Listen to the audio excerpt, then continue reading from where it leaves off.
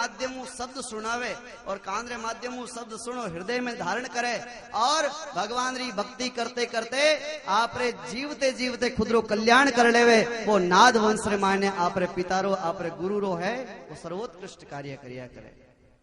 बेटा रो कई कर्तव्य होया करे।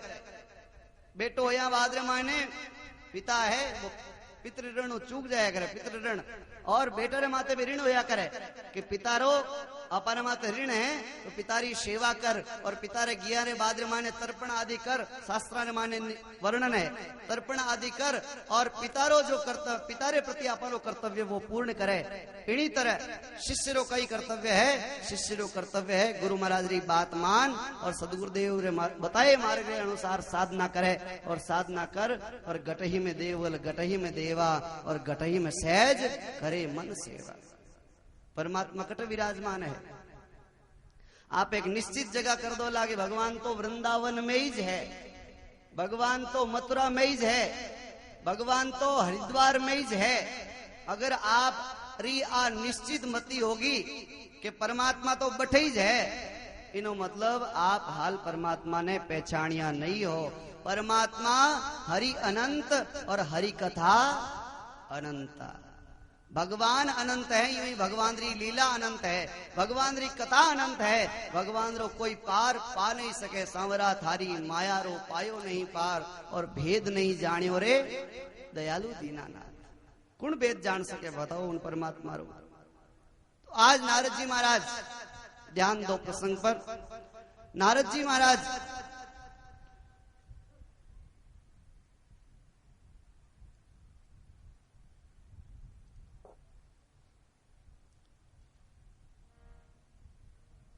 भक्ति महारानी रे सामने खड़ा है। भक्ति महारानी नारद जी महाराज ने प्रणाम करा, अपनी सारी दुविधा बताई। महाराज मारी आ दुविधा है। नारद जी महाराज मन में विचार करे, मैं आयो हूं मारो कर्तव्य कहीं बने कोई रो दुख दूर करूं। नारद जी महाराज कई प्रयास करिया बटे। नारद जी महाराज सर्वप्रथम गीता रा श्लोक सुनाया। ऊर्ध्वमूलम अधशाखम अश्वत्थम प्राहुरव्ययम छंदांसि यस्य पर्णानि यस्तं वेद स वेदविद् अधश्चोर्ध्वं प्रस्तास्तस्य शाखा गुणप्रवर्धा विषय प्रवाला उदस्य मूल्यानुसंतितानि कर्मानुबंधिनि मनुष्य लोके। गीता रा श्लोक सुनाया, लेकिन गीता रा श्लोक सुनते ही ज्ञान और वैराग्य थोड़ा सा बैठा हो या जमाई खाई और वापस सो गया। वेद उपवेद शास्त्रारा वचन सुनाया। शास्त्र उपवेद वेदों रा वचन सुन और ज्ञान और वैराग्य थोड़ी देर वास्ते बैठा होया और वापस लेट गया। खूब प्रयास करियो नारद जी महाराज, खूब प्रयास करियो। आखिर माने ज्ञान और वैराग्य में तो कोई असर नहीं होयो। नारद जी महाराज बड़ा दुखी हो गया। नारद जी महाराज विचार करने लगा, अरे इन प्रकार और दुख दूर की कर होई। नारद जी महाराज कावे व्रता खेद यसी बाले, हे बालिका खेद मत कर, मैं थारो दुख दूर करूंला। और नारद जी महाराज उन्हीं समय रे मायने इन प्रयास में विफल होया तो आकाशवाणी सुनाई दी। आकाशवाणी रे मायने आवाज आई, हे नारद चिंता मत कर, कुछ सद प्रयास कर, अच्छो प्रयास कर, कोई सत्संग रो आयोजन रख, थारो कार्य सफल हो जाए। नारद जी महाराज बद्रिकाश्रम में गया। बद्रिकाश्रम में जा और नारद जी महाराज बेटे ध्यान में लगा। ओम नमो भगवते वासुदेवाय, ओम नमो भगवते वासुदेवाय, ओम नमो भगवते वासुदेवाय, ओम नमो भगवते वासुदेवाय। द्वादशाक्षर मंत्र को जाप करने लगा। चिट्ठी आई, हिंदी में बोलो। आदत मारवाड़ी पजोड़ी थाने ठाए कि मायरा गागा परा।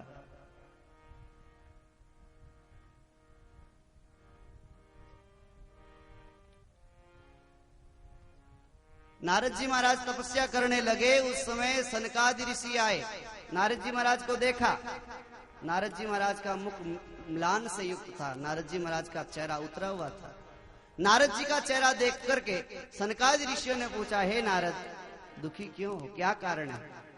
नारद जी महाराज ने कहा, महाराज क्या बताऊं, मैं गया ज्ञान भक्ति वैराग्य का दुख देखा नहीं गया महाराज, आप ऐसी कोई कृपा करो जिससे ज्ञान भक्ति और वैराग्य का दुख दूर हो जाए। तब नारद जी महाराज ने कहा, चिंता मत करो, भक्ति बहुत अच्छा उपाय है, मैं तुम्हें वो उपाय सुनाता हूं। एक भागवत कथा का आयोजन करो, गंगा जी के किनारे आनंद घाट पर भागवत कथा का आयोजन रखो। उस भागवत कथा के आयोजन में ज्ञान भक्ति और वैराग्य का सारा दुख दूर हो जाएगा, जिससे ज्ञान और वैराग्य है वापस जवान हो जाएंगे और भक्ति सबके हृदय में आकर के बैठ जाएगी।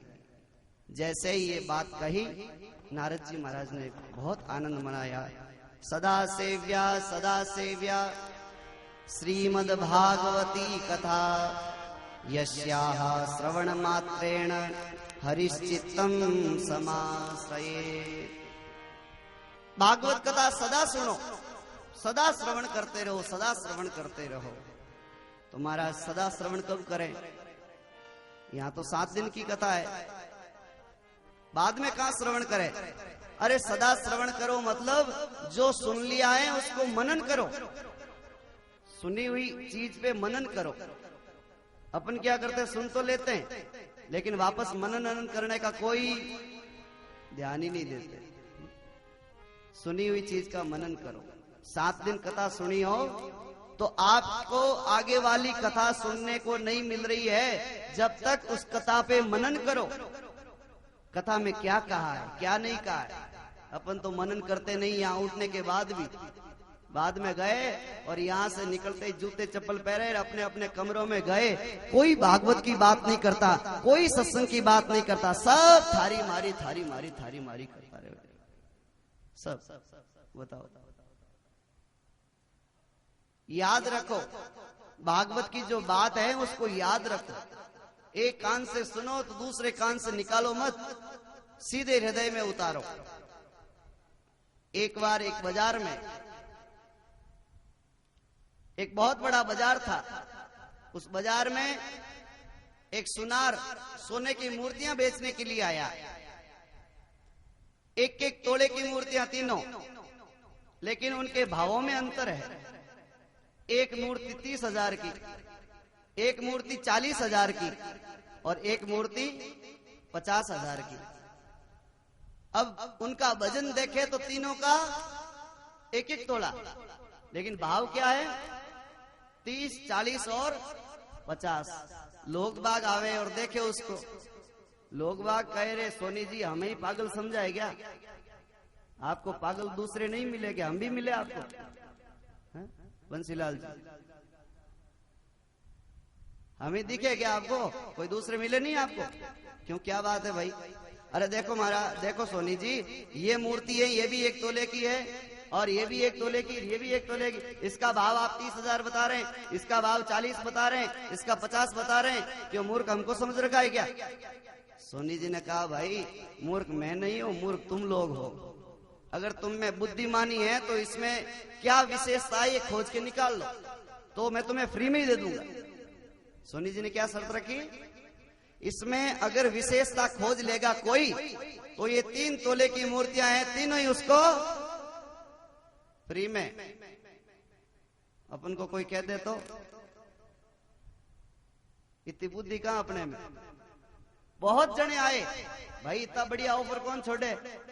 मतलब जो इनमें विशेषता बता दे उनको तीनों मूर्तियां गिफ्ट में मिल जाए। खूब लोग आए, वो प्रचार सुन के खूब आए। किन्हीं को कुछ भी पता नहीं चला, लेकिन एक जना आया जिसने 100 भागवत सुन रखी थी, वो उस जगह आया और उसने आकर के देखा कि इन मूर्तियों में कोई न कोई विशेषता है। बहुत देर तक देखी उन मूर्तियों। पहली मूर्ति उठाई, 30,000 वाली मूर्ति उठा करके उसने बड़े गौर से देखा। देखते देखते उसको एक बात मालूम पड़ी। उसने एक तिनका उठाया और तिनका उठा करके उस पहली मूर्ति के कान में डाला। तो तिनका डालते ही एक कान में डाला तो वो तिनका दूसरे कान से बाहर निकल गया। लोग बाग खड़े पास में, लोग बागों ने देखा ये क्या बात है, क्या कर रहा है ये आदमी?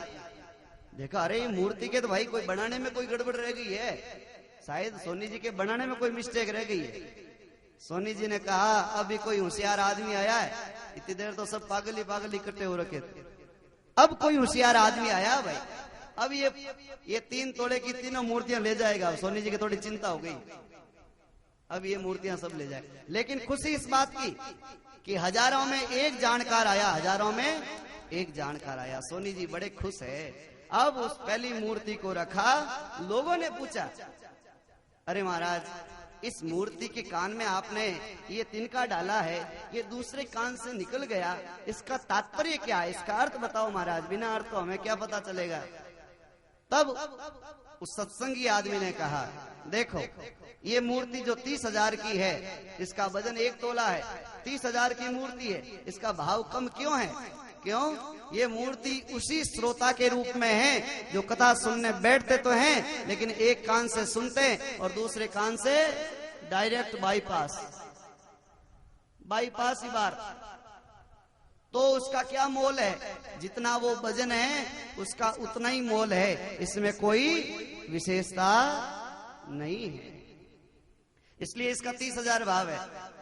40,000 वाली मूर्ति उठाई उस सत्संगी आदमी ने, और उस 40,000 वाली मूर्ति के कान में वो तिनका डाला। तिनका डाला तो कहां निकला? मुंह के रास्ते बाहर निकल गया।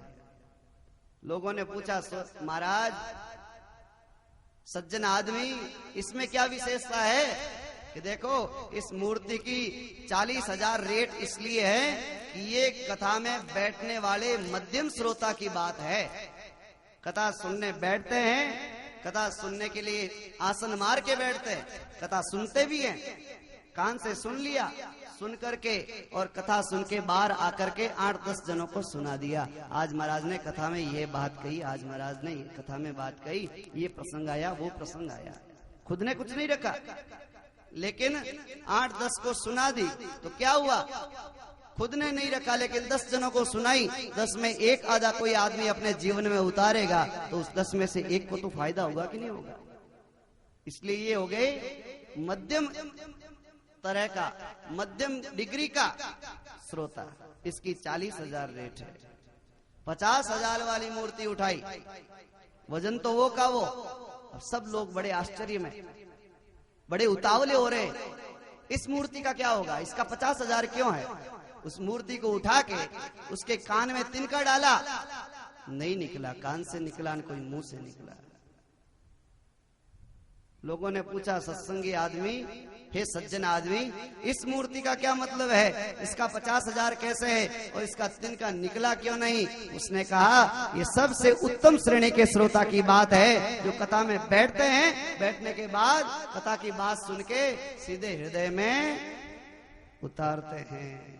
बाकी रहा तो ध्यान की नहीं, जोधपुर गियोड़ो है और कोई रो तो MP गियोड़ो है, कोई कुछ गियोड़ो है।